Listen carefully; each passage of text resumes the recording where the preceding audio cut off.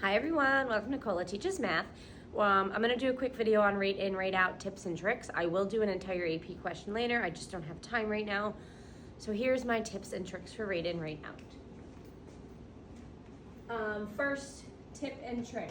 If they want to know how many people, I'm going to use my school as an example, how many students or how many people entered the school, we're just going to integrate rate in. If they want to know how many people left the school, you're just going to integrate rate out.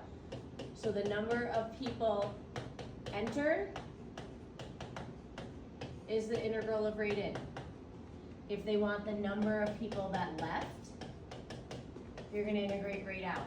You are not going to account for how many we started with in the building. If they want to know the total amount at any time, at 2 p.m., noon, whatever, that's when you account for how many people started in the building.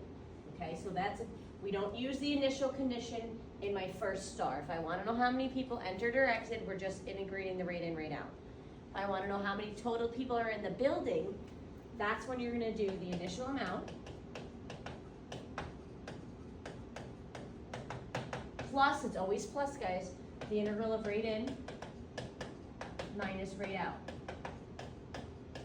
Now this lower bound is some number, could start at time 0, the integral can start at time 5, and then I like to go up here to t, and I like to change my rate in and rate out functions into functions of x.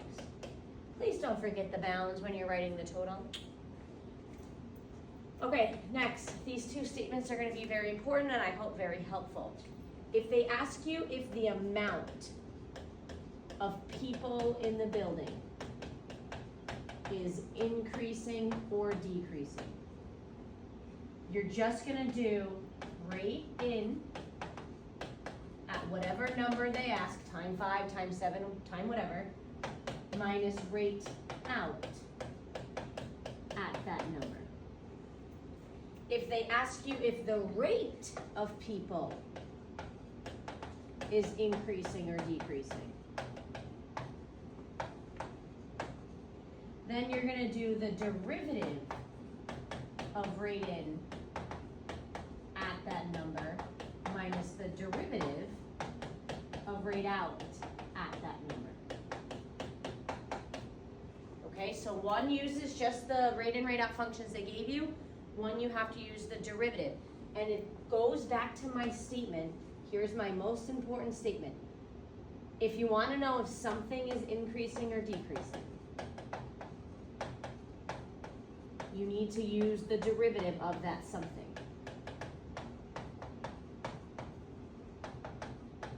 So if I want to know if the amount is increasing or decreasing, I need the derivative of the amount, which is rate in and rate out.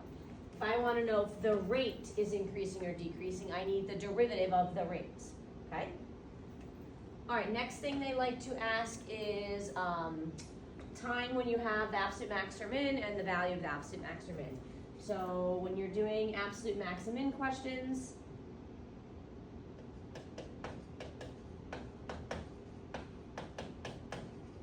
T-chart. What goes in the T-chart are your endpoints, end point, and your critical points, CP for critical points. How do you find your critical points? You should have rate in Y1. This is how I teach it. Rate out in Y2. To find critical points, you're essentially seeing when rate in minus rate out equals 0. The derivative is equal to 0. But the trick is you're just going to see when the two functions intersect. So you're seeing when rate in equals rate out. So when the graph in Y1 and the Y2 intersect. Could be once, could be twice. Now what's going to go over here is your total function.